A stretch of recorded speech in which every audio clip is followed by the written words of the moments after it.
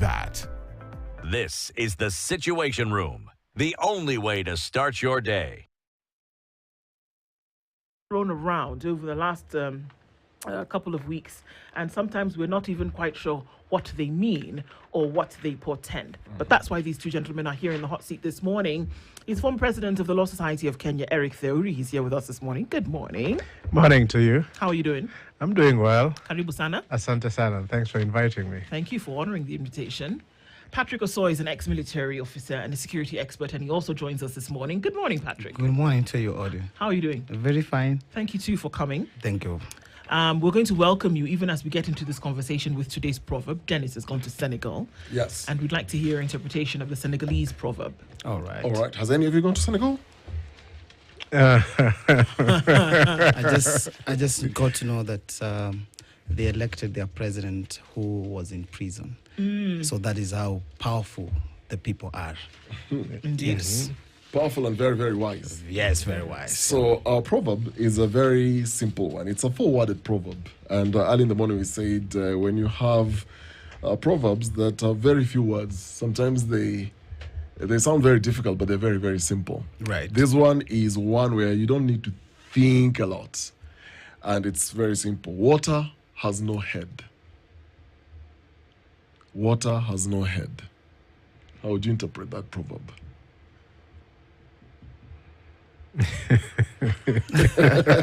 Give you a moment to think. Oh yes, that's a deep one. Yeah. Like I said, the fewer the words, the more complex it sounds, but it's very, very simple. Yeah, that's true. That's true. It's quite heavy, but I think is it? There's some sense of formless. I mean, water has no form, so I mean it can take any direction. It can. So that's. In very few words also. I'm trying to be as short as the proverb itself. Fantastic. Yep. What I would really look at it is water conforms to the shape that is given. At the same time, is a calamity that also can cause harm, though it does not start or end. So it means that it depends on how you handle things or handle situations to be able to be channeled where they're supposed to be. That are proverbs. Both of you are so spot on. Like I said, it's not complex. It's all about flexibility. Yeah. It's just about flexibility. Right. Spot on. Indeed. All right, so we're getting into a security and anti-terrorism conversation this morning because it's absolutely necessary that we do. Obviously, we know that today there are a number of people who are being held because of charges of terrorism. We know that there are folks who've been arrested and then at their release have been rearrested by the anti-terror police unit. And when being asked about bail, we've also been told that by the CS that, you know, even this 50,000 shillings that you people are talking about, that is a low amount of bail for these charges of terrorism, which are serious in the country today. Let's start off with you, Eric, from a legal point of view, where we are looking at these things. Let's start with definitions, first of all. When we hear terrorism, the thing that we think about is somebody in certain regalia blowing up a plane or something. That's what we think about. It's in our heads in that manner. But apparently, it's different. Why? Well, I think your understanding of terrorism and my understanding of terrorism is what we know terrorism to be. I mean, that there are people who are determined that they would want to disrupt public order, they would want to cause fear and mayhem, they would want to kill people, they would want to interfere with, critical systems in the country. And in most instances, they also have a cause that they are pursuing. So be it religious, be it, political, be it ethical, in terms of ethics or, tribe. And so that is what we understand terrorism to mean. And that actually is what terrorism is. And when you look at our laws, although they define those acts of terrorism, so including destruction of property, killing, and all that, when you see the thread that runs through how terrorism is defined, all those ingredients are actually set out in the law. And one of the things that will obviously come when you read the definition of what terrorism is that if the destruction of property arises from a situation of riot or demonstration that may turn into a riot, that in itself, even though it may constitute the ingredients that define terrorism, then that cannot be terrorism.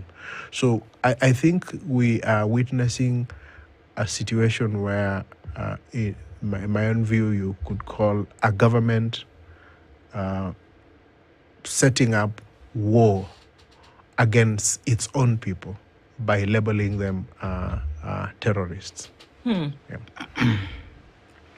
If, Patrick, terrorism is the use of violence or threats of violence against civilians with the goal of instilling fear, coercing governments, or advancing political, religious, or ideological objectives, is that what we see playing out with the individuals who are in remand right now or who are waiting for bail? Do we see that they, in this case, then could be or would be guilty of terrorism? Absolutely not. I want to say first, I, Patrick Osoi, I trained in anti-terrorism and terrorism training. And what I want to say is that what we are seeing today and what we do not understand as a Kenya is that we have a book, a constitution that is only used when the government systems want to weaponize it to use against the citizens of this country. I want to bear witness that most of you, we also were surprised, even how the impeachment took place. We never saw that come to be. So we are having a book and a constitution that is being used, or that can only be used by these individuals to weaponize it against, or rather to protect themselves to continue what they are doing. So on the context of terrorism, I want to say that our police officers, when they are training in Kiganjo, they are not trained on dealing with terrorism. They are civil police to start with.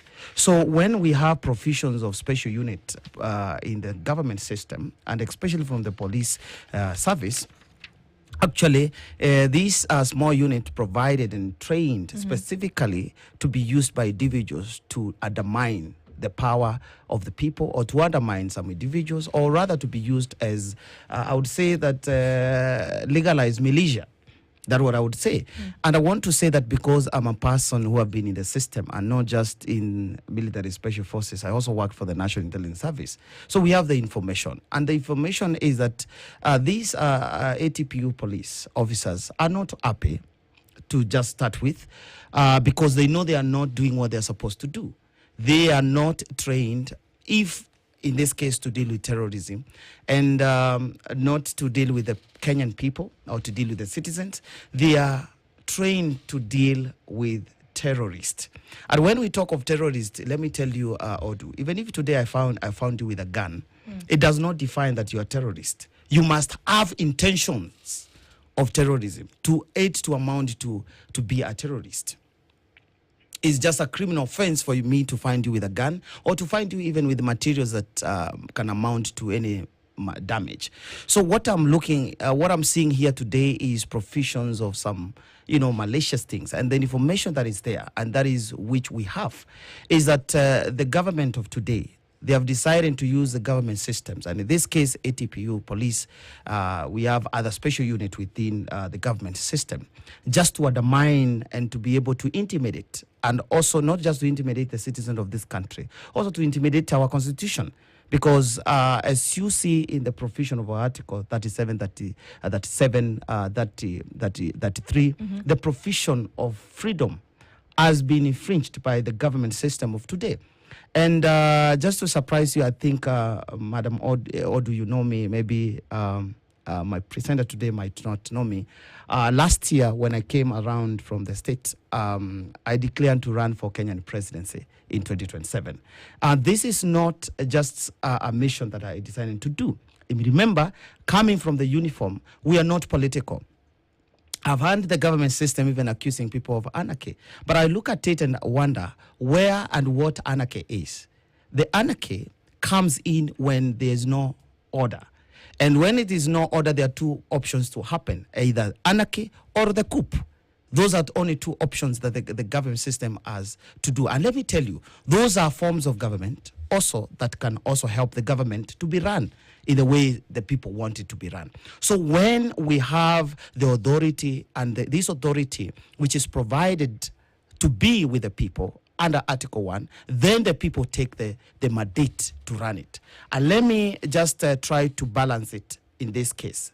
That when we have leaders who are, in quote, terrorists in power, then it amounts to the citizens who also act towards the same force. So the disconnect we are seeing today, and the issues we are seeing today, even the accusation of young men, 18 years, 20 years, who do not even understand what a terrorist is, who they have never even witnessed, not like us who have dealt with terrorists one-on-one. A terrorist aspect or a terrorist person who has often to be a terrorist is someone who has intentions and defined intentions, whereby if you check, Wakili will tell you today that in Kenya, we do not have something called mens rea and actions rea, where we look at the circumstances of why things happen. Those things are only checked when a prominent person has gotten into any kind of crime or they have committed some kind of a crime.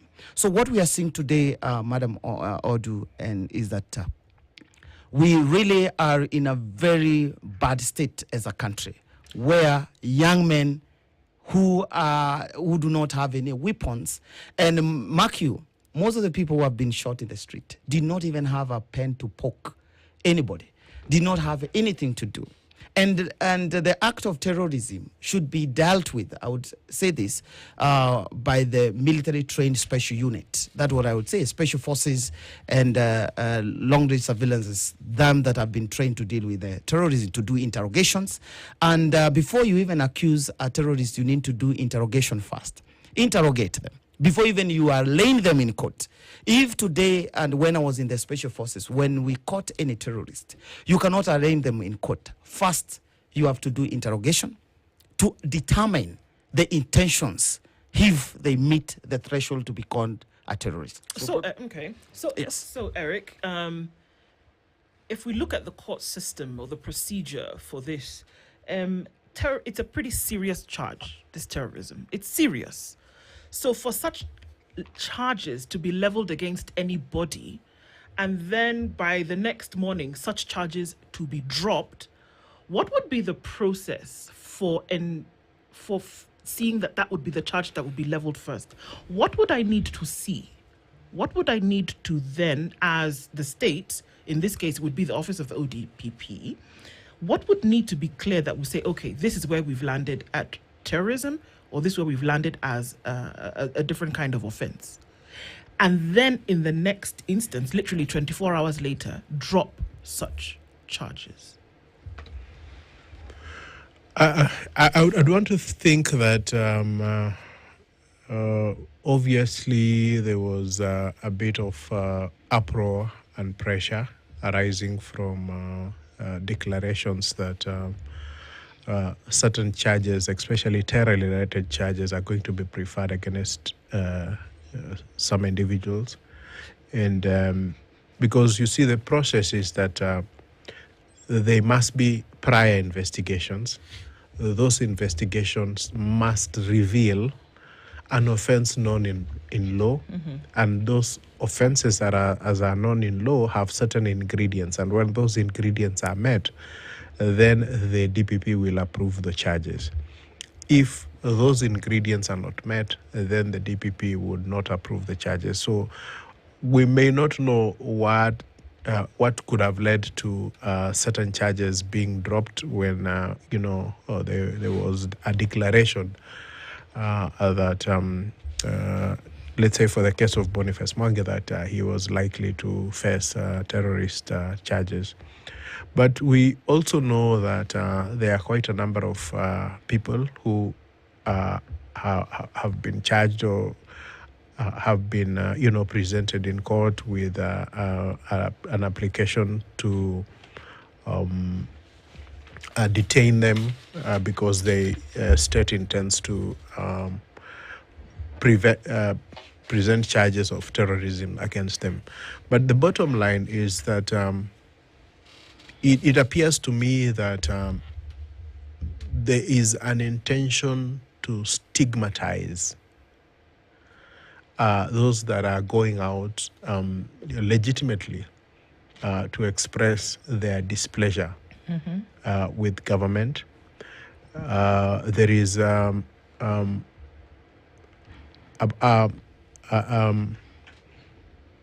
rather malicious use of the criminal justice system. And I say this because you have to see the contrast that is there. That they are, during the protests that have gone on, you have seen people coming out armed with rungus and getting police protection. So they are organized, they are out there and getting police protection. You're having policemen who are coming out who are covered so that you cannot be able to identify who they are. And they're coming out, they are heavily armed in civilian vehicles, in civilian wear, contrary to court orders that when police go out for purposes of quelling any demonstration or riots arising from a demonstration, that they should be dressed properly. Now, look at that and ask yourself, shouldn't those be the people facing these charges of terrorism if we want to take that direction as a country? It is a wrong direction, but they are people who are actually have committed crimes or have enabled crimes to be committed that would then be meeting the threshold of terrorism, if that is the route that the government wants to take. But the selective application of these terrorism charges then leads you to only one conclusion, that their intention is to stigmatize those that have been arrested, but most importantly is to stigmatize the protests that have been held. Okay. And to then use the system to fight a political or to push a political narrative. And the danger with doing this is that then the police force or the police service ends up losing credibility. You can see what has happened with all these things. It is getting to a point where the IG of the police, the director of DCI, his deputy, cannot tell us something that is straight. They cannot tell us something that we can believe. DIG Langat says, I'm stepping aside. Then later, a document comes out in court that says, no. Actually, this was an affidavit and says, I never stepped aside. I went on leave. And so you ask yourself, if that is what the politicization of the police force is doing to our police officers, to the extent that no one can now take their word, they lack credibility. So, Eric, I have a question on that train of thought. Let's assume, as things stand right now, that's their position, that's what they're doing, and that's what they will continue doing. At the end of this spectrum, I'm looking at the judiciary. And I sometimes I sit back and I'm thinking, are the courts then alive to what's going on around the country and seeing all these things? And I'm going to give you a classic example. There are many, but I'm just going to pick this one because this one is in today's dailies. So the state is going to prefer terror-related charges against 7 young people that were arrested in Machakos during the Sabasaba demonstrations. So the 6 men and a woman were rearrested at Kithimani in Machakos yesterday. And this happened soon after the prosecution dropped arson and malicious damage charges against them. So these were the first charges. They are dropped. Then they are rearrested before they even go far. They are taken back to the same courts with fresh charges, and these charges are terror-related. I mean, as a judge or a magistrate, looking at all this going on, because, as we are saying, things may not change from this other end. But Right. surely, where is then the position in this criminal justice system? Where is the judiciary? And how should then the judiciary address itself to what is going on? You know, we are in a very difficult situation as a country. Very, extremely difficult. And, you know, what you are asking is something that troubles a lot of us, especially those of us who are in the legal fraternity, because they are established norms. There is a way in which the police are supposed to behave. There is a way in which the DPP is supposed to behave. There is a way in which the courts and the lawyers are all supposed to behave.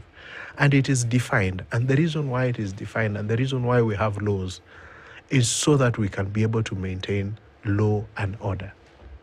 Now, when you have the police service, which is the primary, they have a primary responsibility to observe and maintain law and order, being the violators of the law, so that the police are behaving as if they are above the law. That is what is creating the problem for us. And I think that and I'm glad, and that's why I always want to speak about it anytime I get an opportunity, because they are making all of us unsafe.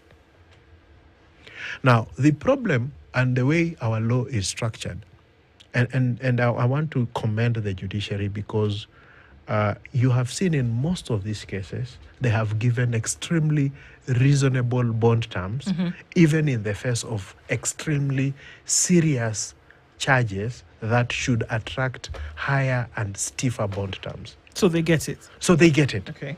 The only problem is that they are at the end of the chain. So you have to process that person, you have to bring a charge, and as long as that charge is a charge known in law and is disclosing an offense, then the courts have to take it. The question of whether there will be enough evidence to sustain that charge is not material at the time of taking plea, even though the court can be looking at it and saying that I know you don't even have the evidence, you're not even going to be able to prove this.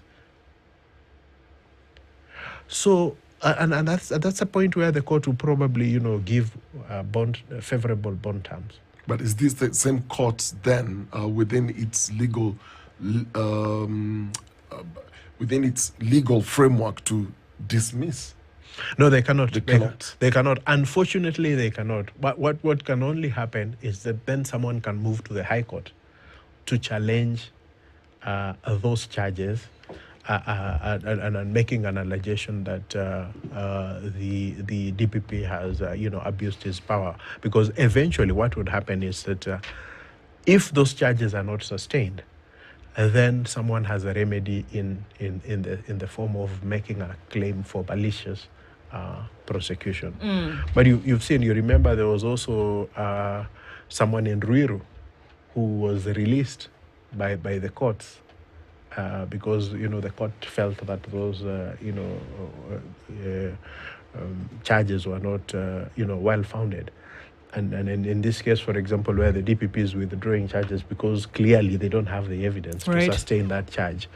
And then this person is rearrested thereafter. So you can tell from the manner in which the police are behaving that they have certain orders to ensure certain things are done in a particular way, in a manner that is defying sense. Okay, let's take a break and then come back and ask whether it is for the purposes of really putting away any kind of criminality, or is it for the optics, to paint a picture to the public that perhaps this is how we want to quell this thing. We'll come back and we'll continue with this conversation. Eric Theory and Patrick Osoy join us this morning, and we're looking into anti-terror laws in Kenya. How far is too far? And speaking of far, perhaps Aga Khan University Teaching Hospital wants to remind you that you don't have to go too far when you're looking for world-class care, and this is just around Thika Road. For families around Thika Road, we've got you covered in the following medical centres, and that is going in from the Akai Medical Centre along Thika Road, Roy Sambu Medical and Specialty Centre at Jewel Complex Building, Roiru Medical Centre at the Vyashla Business Centre, Juja Medical Centre and Thika Medical Centre at T Plaza, as well as Keno. This is the Situation Room, the only way to start your day. At the end of a long and weary day, when the world has taken its toll, there's a place that beckons with open arms. Home. Here, time slows down and we find comfort. It's where we find protection and protect those we love.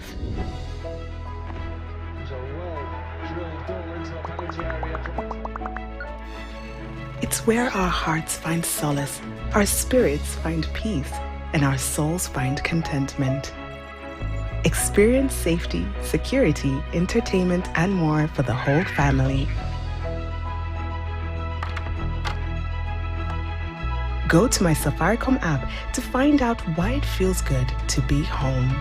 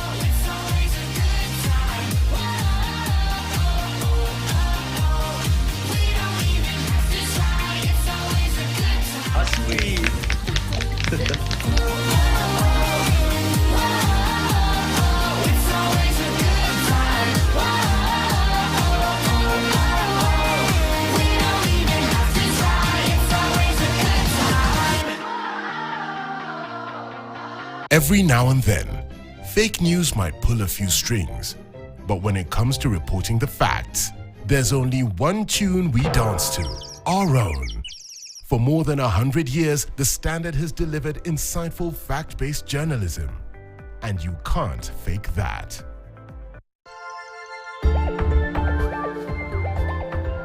Mama anaenda Saudi Arabia bila mimi. Ngoja, tumesema mama alimachwa. Zima up. Ati? Zima up. Kwa nini? Kuna mtoto mmoja that I know. So inaonekana kwamba good in that sector. We, boss, unataka nini? Mbona umezima simu? Client alikuwa ameniambia nizime. Nikuulize. Ni uhusiano gani ambao tuweza hata kuonana? Wewe kazi yako hapa ni kutoka mapema na kurudi usiku.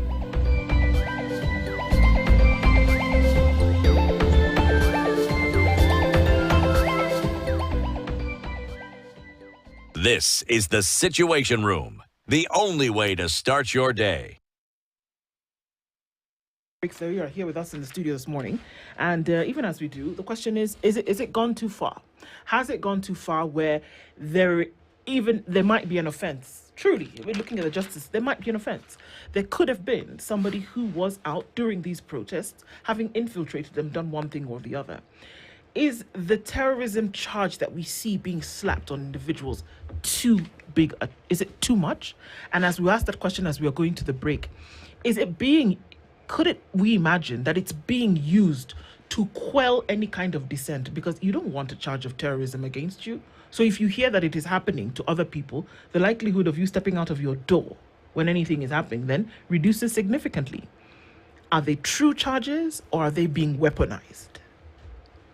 As I said earlier, our government system, for many years, it hasn't started now, they have been using the security systems or security apparatus to do politics, or rather to weaponize them, to protect them, or to undermine either their opponents, or also to undermine the citizens of this country.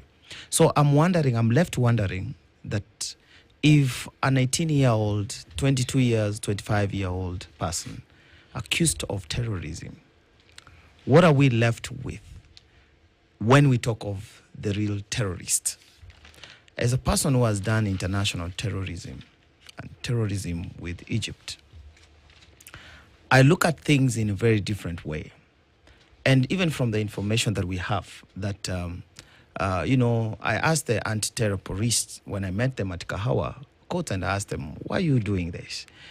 And again, what I would say is that what the government is doing is actually undermining even not just the people, also the unit to do what they are not supposed to do. Weaponizing the ATPU police to deal with terrorists. And in this case, I've said again, these are young people who do not even know what terrorism is. What are we left with people that we have seen with explosives? Or rather, are we narrowing it down to an extent whereby any criminal charges in this country will amount to terrorism? Mm-hmm. Because now, what I said, and what I want to support Wakili today is that what we have lacked in this country is, I don't think we even have a constitution that we follow, because it's only used by individuals to do what they are supposed to do. The judicial system always in a fix, and I'm tempted to think that we need to come with systems whereby, other than provision of the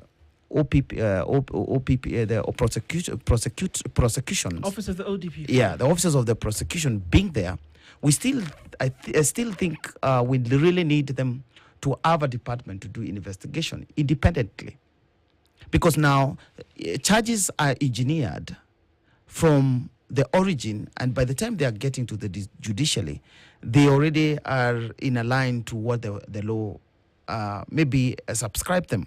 So therefore, the judges are left without knowing what to do.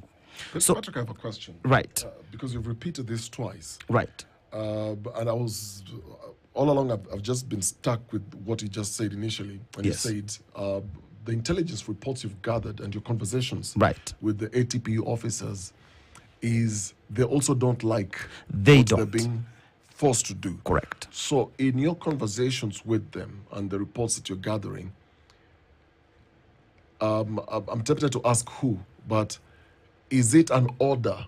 They're being called and they're told, look, you're going for an operation, this and this and this and this person, and the people you're going to arrest and go to court with them. What exactly is happening behind the scenes? So whatever is happening, and what happened when we had the previous demonstration that we had the other day for Saba Saba, there was an order that came from the State House, absolutely, so that now they were told to undermine or to be able to have these charges against these young people. One, to make sure that they are not able to raise the bail, or two, they're able to be charged like the long-term charges, because terrorism charge is not just a charge, is a charge that will amount you to prison for some time.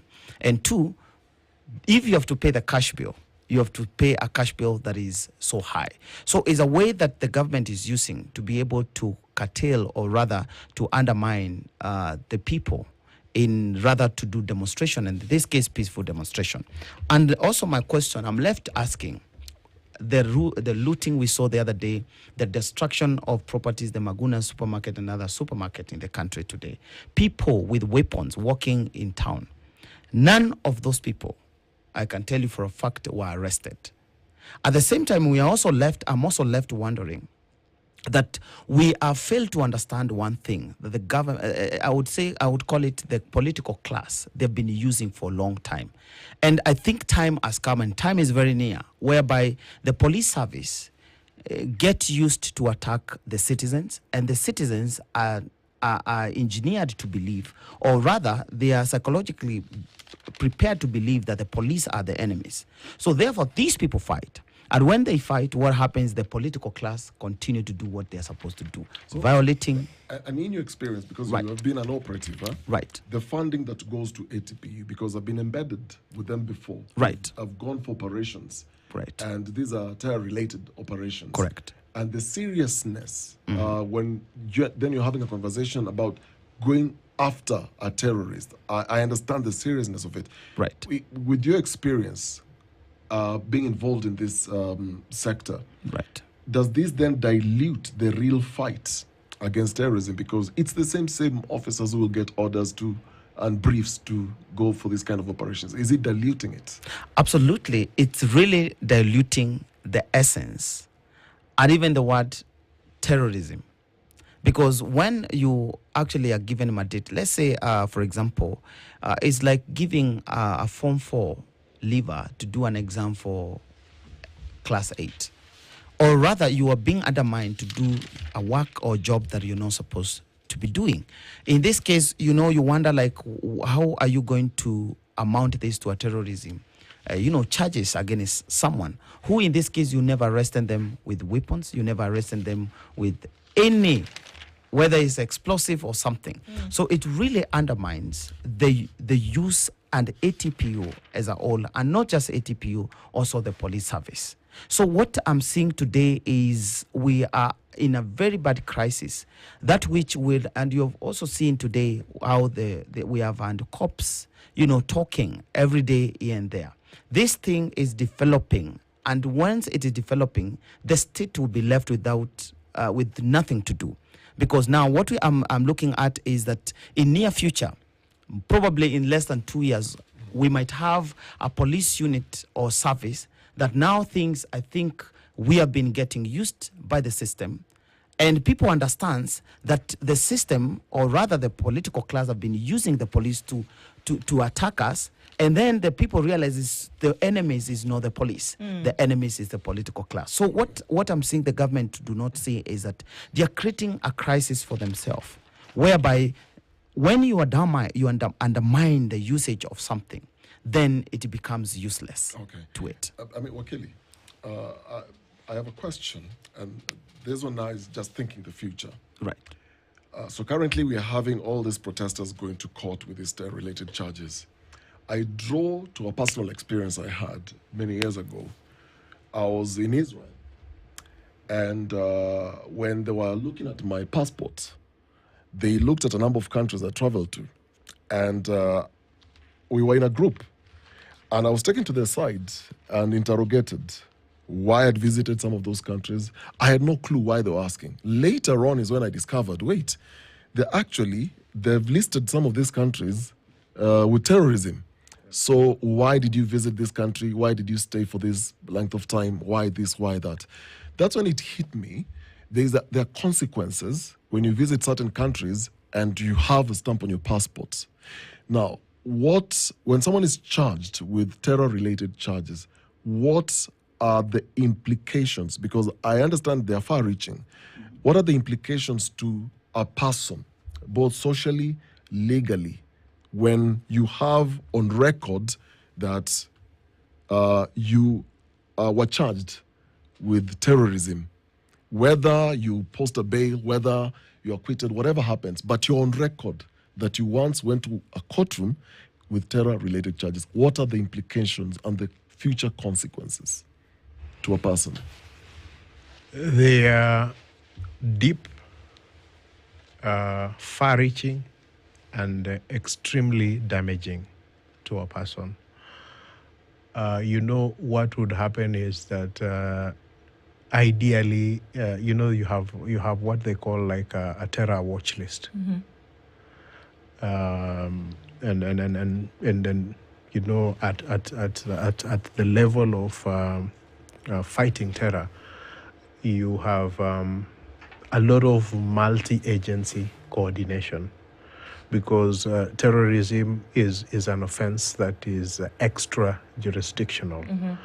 That the Kenyan police force needs to work with the Uganda, with the US, with the CIA, with the Mossad, with all those agencies. And as you are saying, in your situation, you probably would have had then the Israeli security forces calling their counterparts on the other side and asking, there's this gentleman, what do you have on him? Is he okay? We've seen he's gone to these other countries.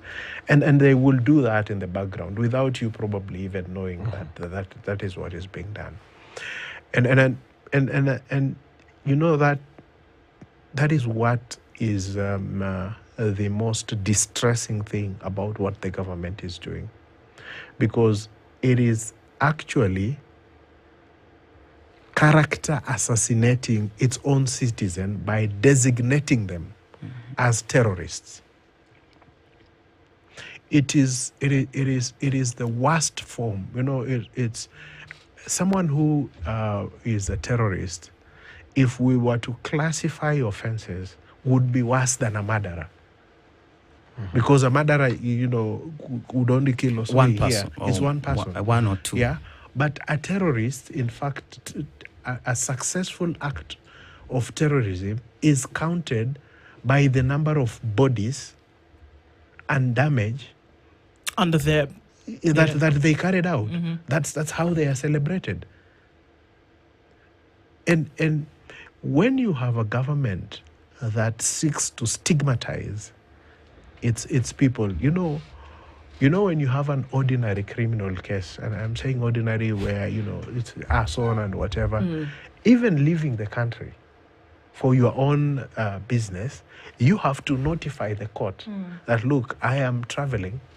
I'm going to Dubai to have some fun, or I'm going to Dubai for medical reasons. This is my ticket. I'm leaving on this day and I'm coming back on this day, because there are implications. It might be treated that you are going out of the country to run. Now you can imagine when you are facing terrorism charges. If just an ordinary criminal case creates that kind of damage to you, what about terrorism? And I think, and this is where I have a problem, that knowing that the offenses that these people are being charged with do not amount to terrorism, and knowing that the real reason behind this is to stigmatize those that are engaging in this protest with a view of perhaps preventing them from, or preventing others from going to the streets, because then they will then be labeled as terrorists, but also because there is a political angle to the so-called financiers of the protests, so that then those that are financing then would technically then be called financiers of terrorism. And then peddle a political narrative against them. That when you look at it, is the real intention behind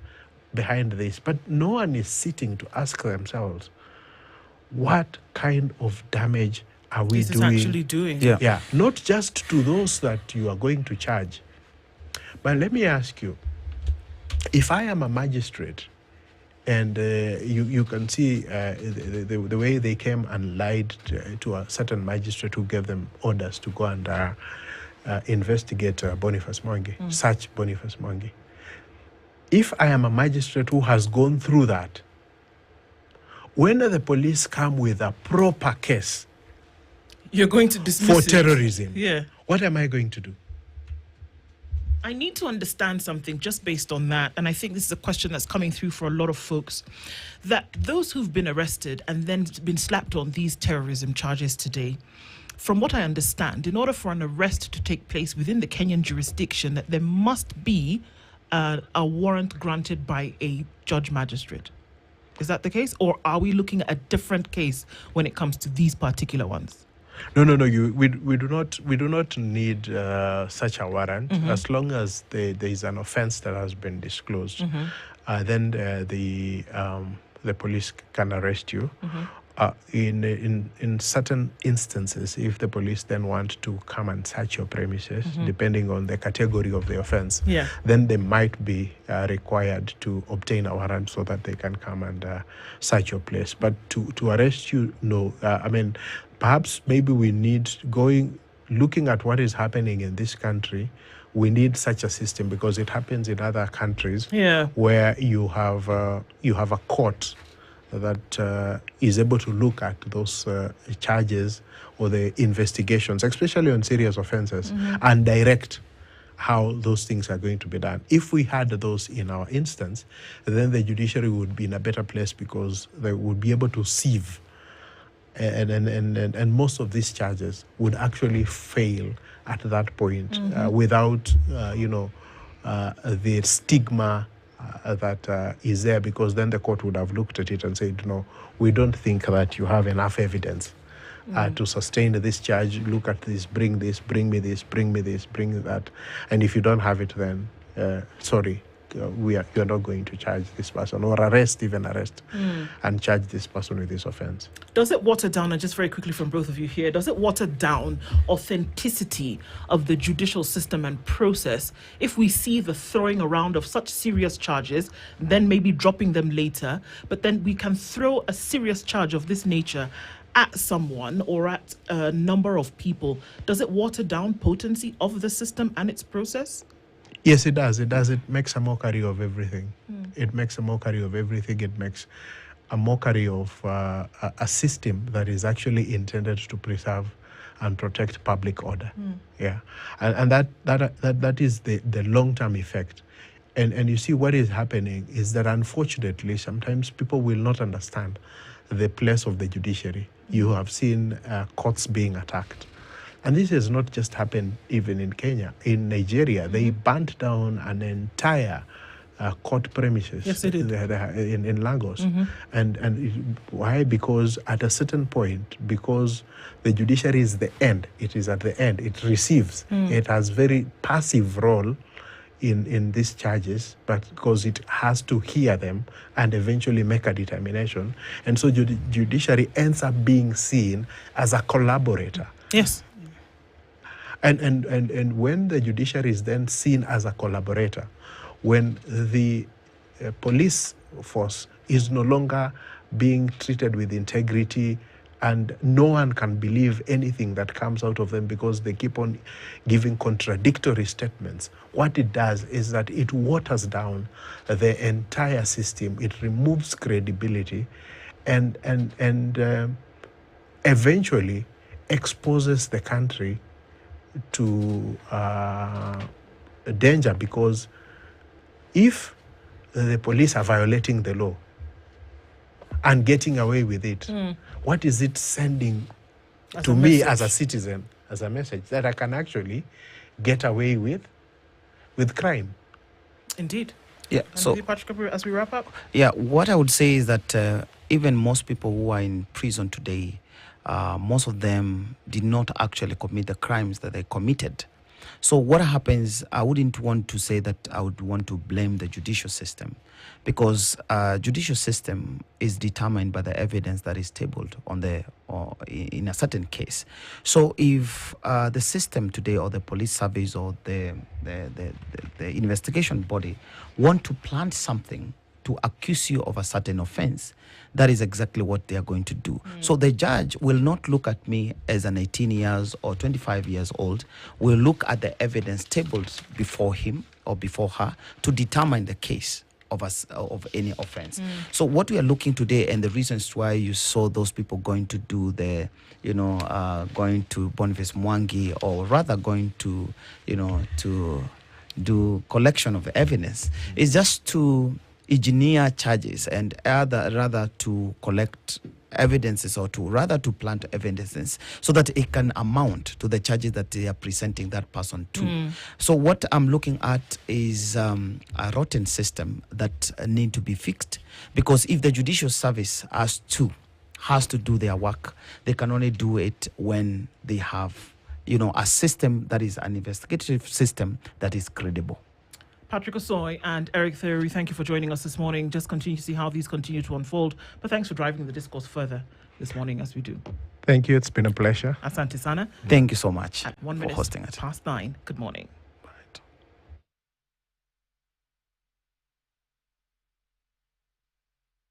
This is the Situation Room, the only